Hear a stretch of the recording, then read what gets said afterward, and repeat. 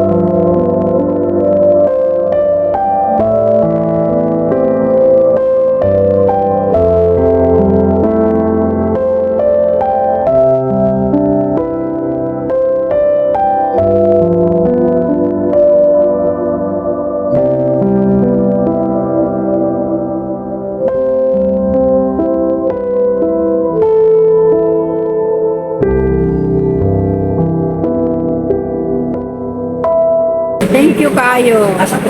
Daghang salamat, daghang salamat. Ewa may mga andoy nga naana po. Salamat kay sir.